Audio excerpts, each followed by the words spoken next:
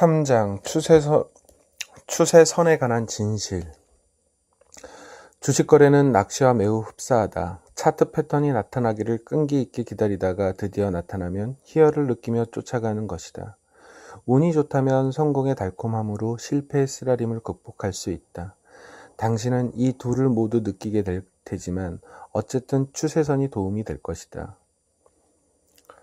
당신이 가져오라고 한 재무상태 설명서예요. 제이크가 말하며 서류를 건넸다. 들고 있는 그의 손이 떨렸다. 손등에는 파란 핏줄이 튀어나와 있었다. 나는 서류를 받아주었다. 그런데 그가 서류를 손에서 놓지 않으려 했다. 손가락에 접착제라도 발라놓은 모양이다. 나는 그의 손을 비틀어 겨우 서류를 빼낸 다음 훑어봤다. 예산을 짠다고 해서 파산을 막을 수는 없는 법이죠. 그가 의자에서 몸을 구부리며 말했다. 이렇게 계속 돈을 잃으면 안 되는데. 내가 도와드릴게요. 그런데 첫날 어디로 들어왔던 거예요? 나는 웃으며 농담을 건넸지만 그는 웃지 않았다. 미안해요. 어쨌든 당신이 다음 거래를 하기 전에 내가 좀 봅시다. 주식 거래는 낚시와 매우 흡사하다. 차트 패턴이 나타나기를 끈기 있게 기다리다가 드디어 나타나면 희열을 느끼며 쫓아가는 것이다. 운이 좋다면 성공의 달콤함으로 실패의 쓰라림을 극복할 수 있다. 당신은 이 둘을 모두 느끼게 될 테지만 어쨌든 추세선이 도움이 될 것이다. 추세선의 역할에 관한 예. 제이크의 손가락이 자판 위를 떠돌고 있을 때 내가 슬며시 뒤에서 머리를 내밀고 물어봤다. 그걸 거래할 건가요? 그는 깜짝 놀란 듯 깍 소리를 지르며 의자 위에서 펄쩍 솟구쳤다. 나는 거의 그가 심장마비로 쓰러지는 줄 알았다. 한 차례 가슴을 쓸어내린 그는 깊게 숨을 들이신 다음 화면을 가리켰다. 그래요. 이 녀석을 살 거라고요? 돈을 잃는 걸 좋아하나 봐요? 나는 최대한 클린트 이스트우드를 흉내내며 말했다. 그가 의자에서 몸을 돌려 나를 쳐다봤다. 그건 기껏해야 7포인트짜리잖아요. 어쩌면 2포인트 정도밖에 안 될지도 모르고. 제이크가 눈살을 찌푸리며 화면으로 다시 고개를 돌렸다. 그걸 어떻게 아느냐는 표정이었다. 그림 3.1이 제이크가 보고 있는 차트다. 하락세기형을 위아래에서 둘러싸고 있는 두 직선은 하향하고 있으며 나중에 꼭지점에서 서로 만나게 된다. 거래량도 많은 차트 패턴의 경우처럼 감소세에 있다. 이탈일, 브레이크 데이. 이탈일 패턴의 고점보다 높은 가격대에 종가가 형성된 날의 거래량을 보면 조금 늘었지만 대단한 것은 못 된다. 그런데 종가가 패턴의 상단 추세선 근처까지 내려와 있다. 상향 이탈은 이 하락세기형이 유효한 패턴임을 확인시켜주면서 매수 신호를 보내고 있지만 그렇지 않을 수도 있다는 말이다. 제이크가 등을 돌려 나에게 말했다. 나는 그렇게 생각하지 않아요. 그림 3.1 하락세기형에서 상향 이탈이 일어나면 매수 기회다.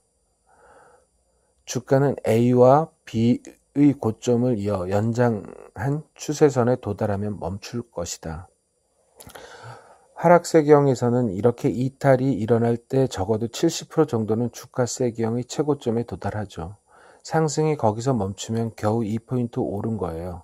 하지만 대개 주가는 더 올라서 이 두 개의 천정을 이어 연장한 하향 추세선까지 도달하는 경우가 더 많아요.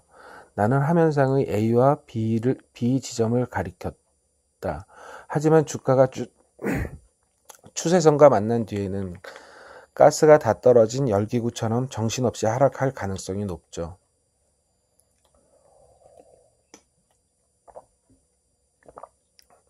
나는 화면 위로 상체를 기울였다. 정말로 딱 들어맞으면 10% 수익을 낼 수 있을 거예요. 하지만 머피의 법칙이 작용한다면 나는 어깨를 으쓱해 보였다. 심술이 난 제이크는 어쨌든 주문을 넣었다. 2004년 2월 초에 주가는 66.88의 고가를 기록했다. 하향 추세선보다 1포인트 높은 수준이었다. 하지만 그 뒤 주가는 반락하여 대략 52달러까지 떨어졌다. 제이크가 내 어깨 너머로 원고를 훔쳐봤다. 당신 얘기를 들었어야 했는데 나는 고개를 돌려 그를 봤다. 그래서 얼마나 잃었나요? 3년간 식료품 살 돈 아니면 한 달치 건강보험료 정도 될 거예요. 고혈을 빨아먹는 괘씸한 놈들. 그가 이를 깍 깨물었다. 그의 목소리는 꼭 방울뱀이 내는 소리 같았다.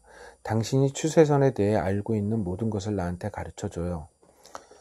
추세선, 외부 추세선, 내부 추세선, 추세곡선. 가격 차트를 보면 거의 모든 차트에서 가격이 지그재그로 움직이는 것을 볼 수 있다. 하지만 그럼에도 불구하고 가격은 가상의 경로를 따라간다. 이런 가상의 경로를 추세라 한다. 추세를 따라 고점들 또는 저점들을 잇는 선을 그리면 그것이 추세선이다.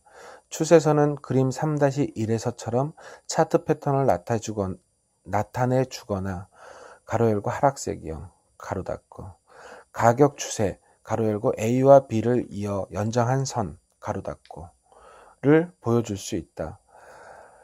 가격이 추세선을 벗어나면 매수 기회나 매도 기회를 나타낸다. 추세선에서는 외부 추세선, 내부 추세선, 추세곡선의 세 가지 형태가 있다. 거래자들은 통상 이 세 가지 형태의 추세선을 모두 단순하게 추세선이라고 부른다. 내부 추세선을 활용하느냐, 외부 추세선을 활용하느냐는 개인적 취향의 문제다.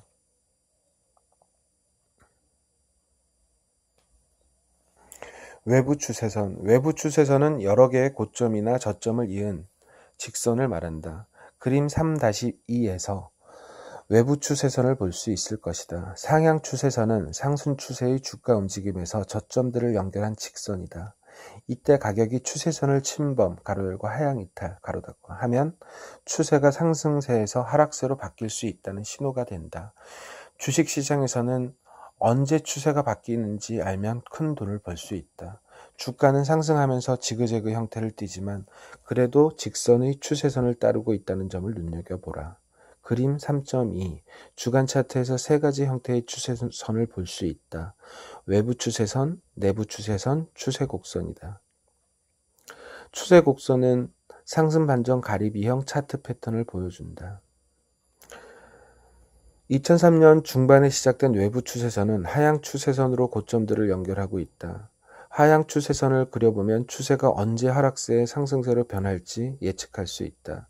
그림 3.2에서 볼 수 있는 두 개의 외부 추세선은 주가 움직임을 침범하지 않고 고점이나 저점을 연결하고 있다는 사실에 주목하라. 내부 추세선은 금방 설명하겠지만 주가 움직임을 침범한다는 점에서 외부 추세선과 다르다. 내부 추세선은 고점이나 저점의 평평한 부분을 연결하는 직선이다. 종종 주가 움직임을 침범한다. 고점을 산이라 하면 내부 추세선은 산의 지면을 지나고 외부 추세선은 산에 난 제일 큰 나무의 꼭대기를 스쳐 지나간다고 하겠다. 그림 3.2에서 내부 추세선의 한 예를 볼 수 있다. 내부 추세선의 경우 직선이 주가 움직임을 스쳐 지나가는 게 아니라 자르고 들어가는 것에 유의하라. 뭐 때문에 이런 걸 이용하는 거죠? 제이크가 코끝에 걸려있던 돋보기 안경을 위로 올리며 울었다. 어떤 기술적 분석가는 내부 추세선이 대중의 매매 형태를 더 잘 반영하고 있다고 주장한다. 반대로 외부 추세선은 소수의 거래자들, 즉 극단적인 가격에서 매매하는 거래자들이 형태를 나타내는 것이다. 대부분의 차트 리스트는 보통 차트 패턴을 그릴 때 외부 추세선을 이용한다. 나 역시 외부 추세선을 선호하는 편이다. 하지만 때때로 비정상적으로 긴 추세나 일부 주가의 움직임이 예외적인 차트 패턴을 그릴 때는 내부 추세선을 이용하기도 한다. 추세곡선 그림 3.2에서처럼 가격 추세는 이따금 직선이 아닌 곡선 형태를 띈다. 주가 패턴을 나타내기 위해 고점이나 저점을 따라 추세곡선을 그리기도 한다. 그림 3.2의 추세곡선은 상승 반전 가리비형이라는 차트 패턴을 보여준다. 때때로 거래자들은 어떤 주식에 미쳐서 그 주식의 주가를 빠른 속도로 끌어올린다. 가로 열고 혹은 끌어내린다. 이하는 모두 반대로 가로 닫고 주가 추세는 빠르게 상승하다가 가로 열고 30도에서 45도 기울기로 가로 닫고 포물선 형태로 구부러지기 시작한다. 이런 주가 상승은 한편으론 신나지만 한편으론 겁난다. 주가가 기대보다 높아져서 좋기는 하지만 언젠가는 상승이 멈추리라는 걸 알기 때문이다. 그 뒤 모든 사람들이 앞다투어 빠져나가려 하면 주가는 폭락할 수밖에 없다. 주가가 곡선을 그리며 상승하는 추세선 밑으로 종가를 기록하면 매도 신호로 본다. 이 매도 신호에 따를 경우 당신은 남들보다 먼저 출구로 빠져나올 수 있을 것이다. 포물선 형태나 가파른 모양의 추세선에서 하향 이탈이 일어나면 주가는 대개 급락한다. 추세선의 접점 간격. 나는 고전적인 차트 패턴을 거래하는 법 2002년을 쓰면서 추세선에 관한 심도 깊은 연구를 하여 다른 사람들이 단순히 짐작하고만 있던 것들을 사실로 입증했다. 나는 접점 간격이 다양한 200여 개의 추세선을 조사하여 간격이 넓은 추세선에서 이탈이 일어났을 때 더 큰 폭의 주가 움직임이 뒤따른다는 사실을 발견했다. 그림 3.3에서 추세선 AC는 접점이 4개이며 5개월간의 기간에 걸쳐 있다. 평균적으로 보자면 접점은 1개월 간격으로 분포되어 있다고 하겠다. 추세선 AB는 접점이 5개이며 그중 4개는 서로 하루의 간격밖에 두지 않고 있다. 따라서 이 추세선은 접점 간격이 좁다고 하겠다. 내가 발견한 사실은 하향 추세선에서 평균 접점 간격이 중앙값인 29일 미만이면 상향 이탈 후 가격 상승폭은 평균 36%라는 것이다.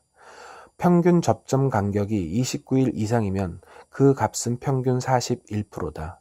상향 추세선에도 똑같이 법칙이 적용된다. 상향 추세선에서는 접점 간격의 중앙값이 28일이다. 접점 간격이 그보다 작은 추세선의 경우 하락폭은 평균 14%인 반면 추세선의 접점 간격이 28일보다 큰 경우는 하락폭이 평균 19%다. 이런 분석 결과는 수수료나 비용을 포함하지 않은 순수한 거래에 해당하는 것이므로 실제 거래 시는 약간 달라진다.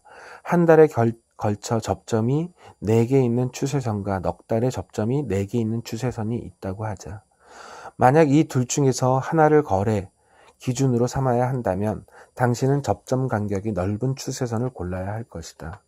접점 간격이 넓은 추세선이 훨씬 더 신뢰할 만하기 때문이다.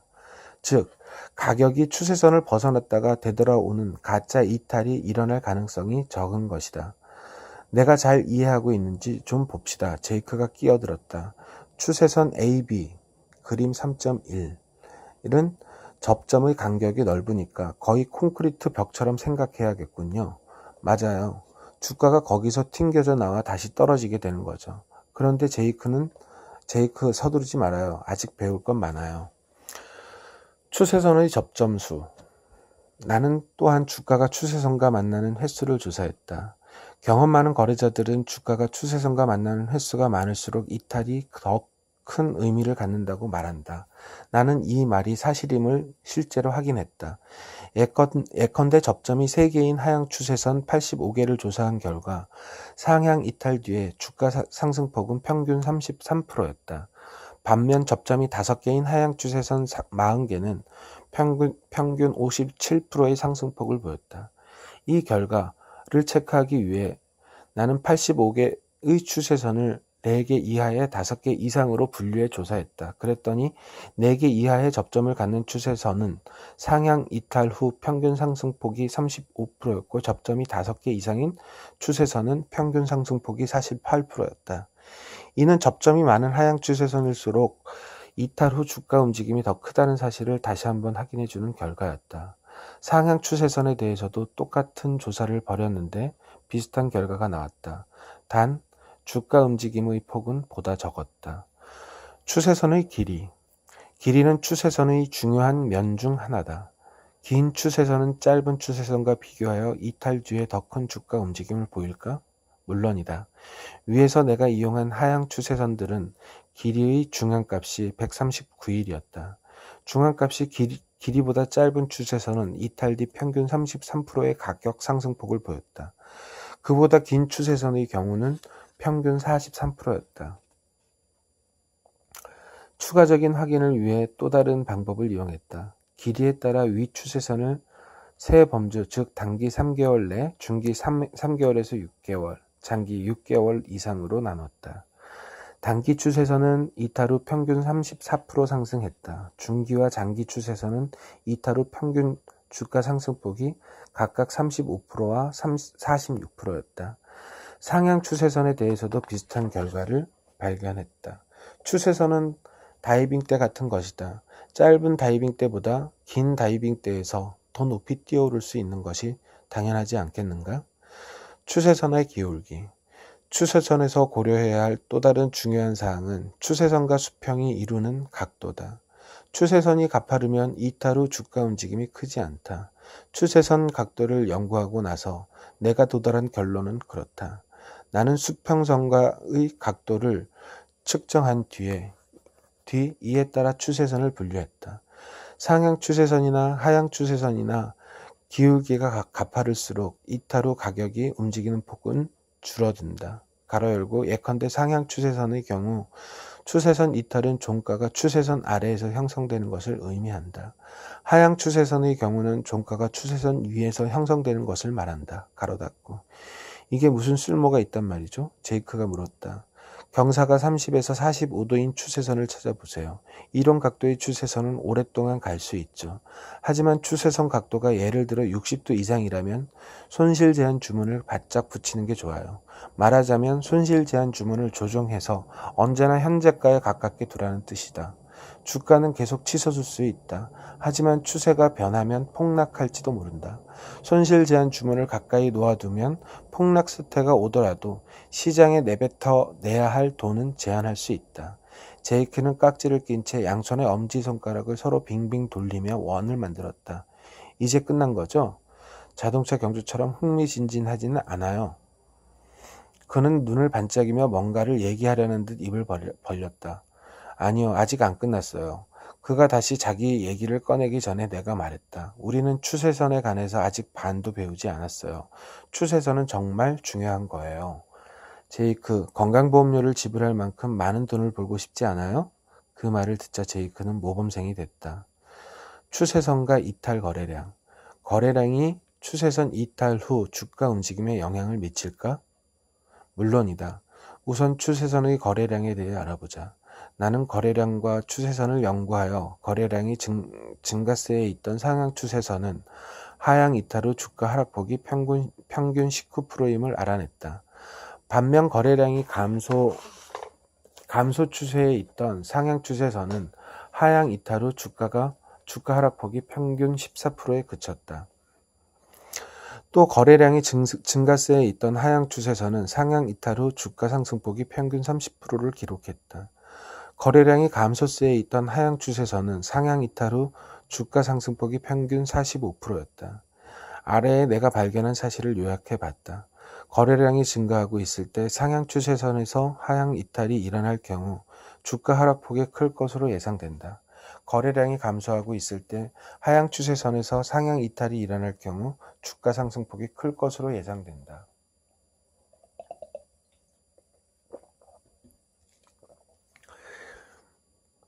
이제 이탈일의 거래량에 대해 알아보자. 나는 주가가 추세선을 이탈한 날의 거래량과 3개월 동안의 평균 거래량을 비교하여 아래와 같은 사실을 발견했다. 상향 추세선에서 이탈 거래량이 평균 거래량을 초과하는 경우 하락폭이 더 크다. 가로 열고 19%대, 16%대. 가로 닫고. 하향 추세선에서 이탈 거래량이 평균 거래량 이하인 경우 상승폭이 더 크다. 가로 열고 39%대, 36%. 가로 닫고. 보다시피 차이는 대단치 않다. 따라서 거래량에 따라 주가 움직임의 폭을 예측하는 것은 위험하다. 어떠한 때에 주가가 정확히 39% 오르리라고 생각하는 것은 금물이다. 이미 언급했듯이 이 장의 통계 수치는 단순히 비교를 목적으로 하고 있다.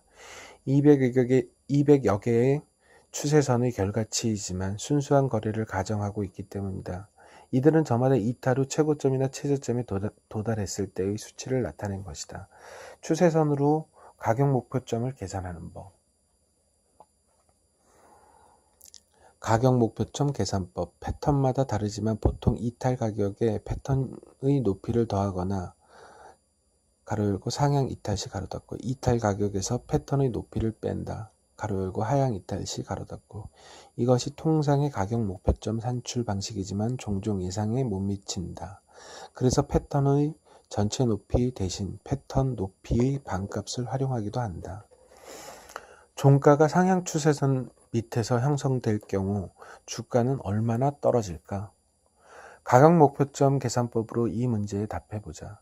그림 3.4는 상향 추세선을 보여주고 있다. 가격 목표점 계산법을 이용하면 주가가 하향 이탈 후 얼마나 떨어질지 예측할 수 있다. 가격 목표점 계산법을 활용하려면 우선 종가가 추세선 아래에서 형성되는 이탈 시점 D를 찾아야 한다.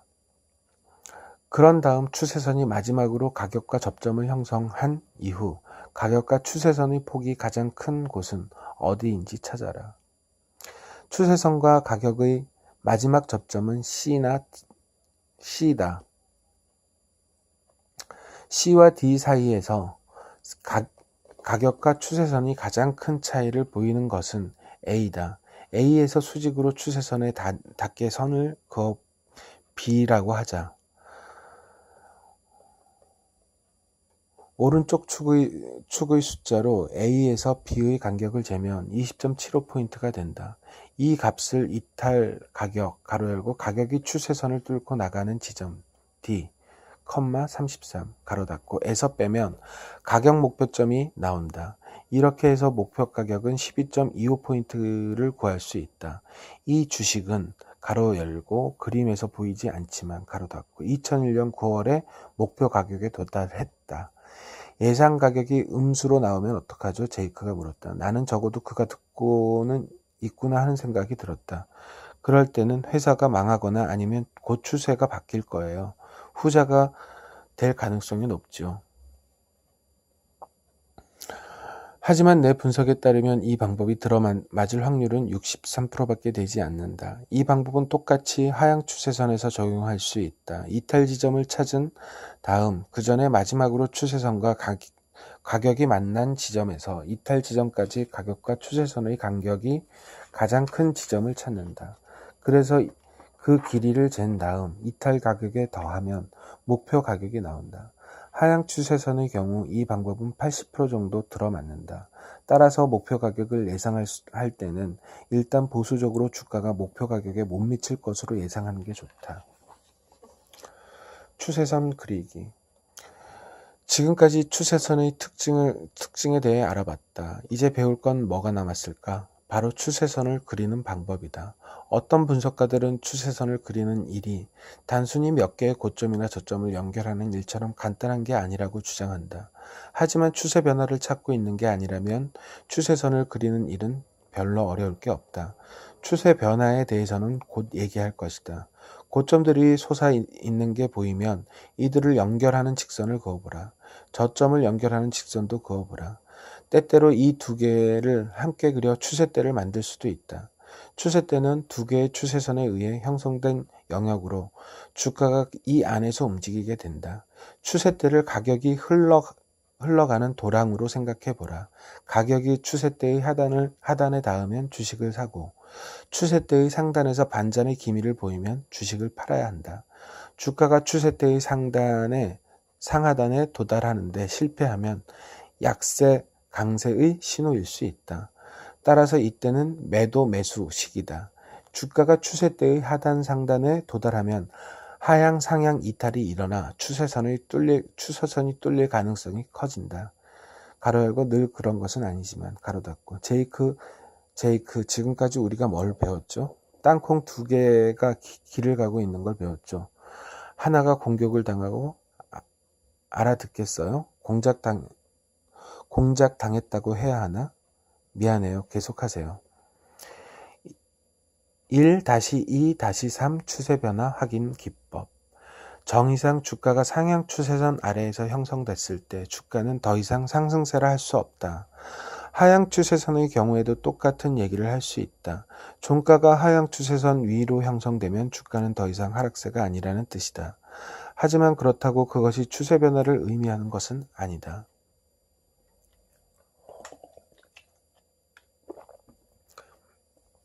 뭔가 상당히 복잡하군요. 제이크가 말했다. 주가는 보통 계단처럼 지그재그 형태로 움직인다. 상향 중이라면 주가는 추세선을 이탈했다가 반등한 뒤 상승을 이어가곤 한다.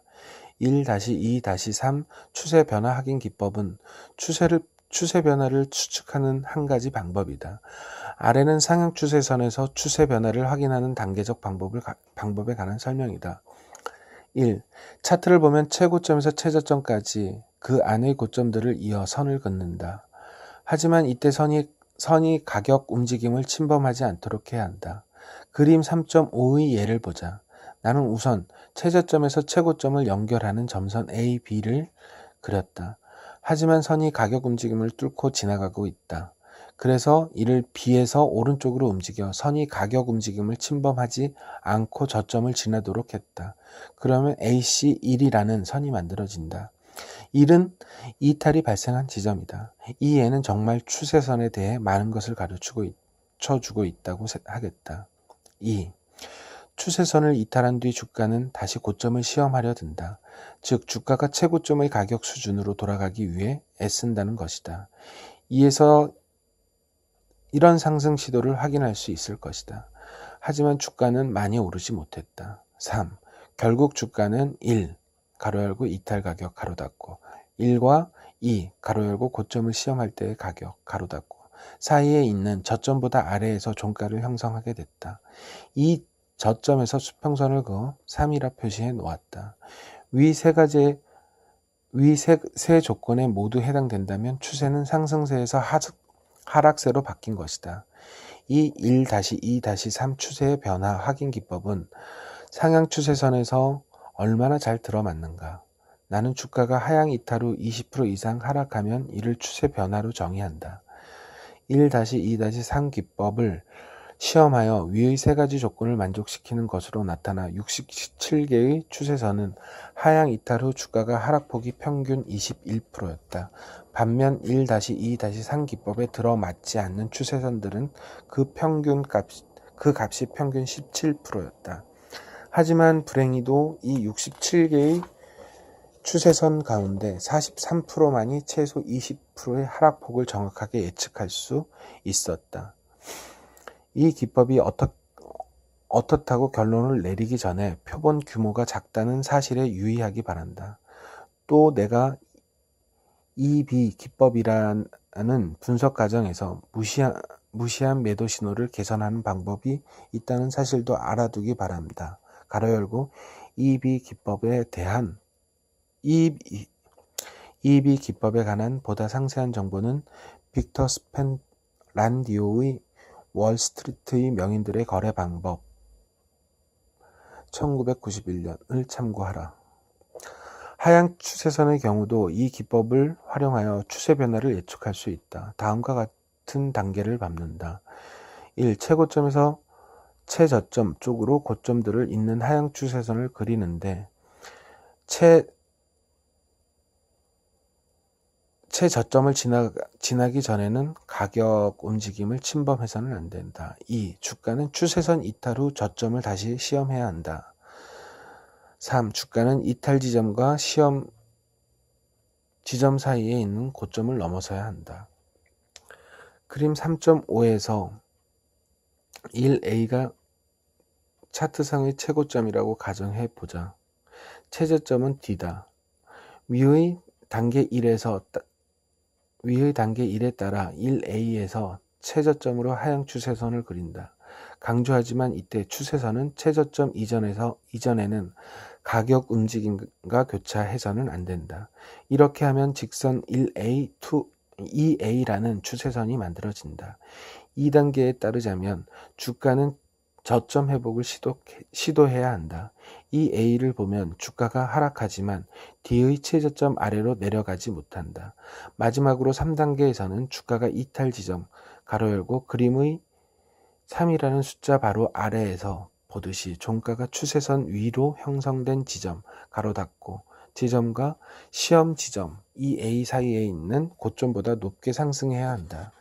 나는 이를 3A라 A라는 수평선으로 나타났다. 주가가 이 선을 넘으면 추세가 변화한다는 신호다. 1-2-3 기법은 하향 추세선에 얼마나 잘 들어맞는가? 나는 상향 추세선의 경우처럼 하향 추세선에서 주가가 추세선 이탈 후 20% 이상 상승할 때 이를 추세 변화로 간주한다. 조사를 통해 이 기법에 들어맞는 것으로 확인된 101개의 추세선 가운데 73%는 평균 35%의 상승폭을 기록했다. 73%는 상당히 높은 수치지만 35%는 만족할 만한 수치가 아니다. 왜냐하면 이 기법으로 추세 변화를 확인한 추세선들 외에도 모든 추세선이 평균 38%의 상승폭을 기록했기 때문이다. 하지만 그럼에도 불구하고 이 1-2-3 추세 변화 확인 기법은 상향 추세선과 하향 추세선을 다루는데 상당히 유용한 도구가 될 것으로 생각한다. 추세선을 활용한 거래 사례. 제이크가 내 옆에 있는 의자에 털썩 주저앉으며 미소를 지었다. 사람들한테 내가 추세선에 따라 거래해서 얼마나 많은 돈을 벌었는지 얘기해 줄 거죠? 열기구 조정사 자격증을 따는데 그 돈을 쓸 생각이에요. 그림 3.6은 제이크가 거래한 주식의 차트다. 두 개의 추세선에서 매수 시점과 매도 시점이 표시되어 있다.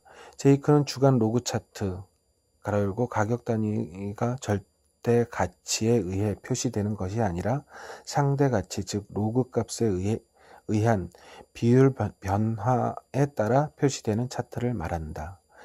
이 책에도 더러 로그 차트가 제시되어 있다. 옹기니 가로 닫고.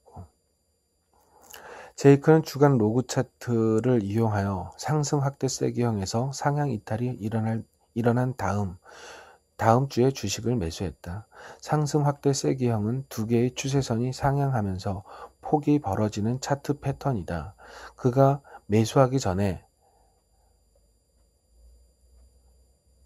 매수하기 전주에 주식의 종가가 패턴의 상단 추세선 A 위에 형성됐다.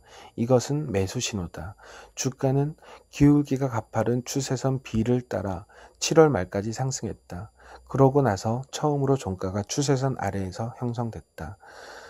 그 다음 주에 팔아 돈을 엄청 벌었죠. 운이 좋았군요. 내가 말했다.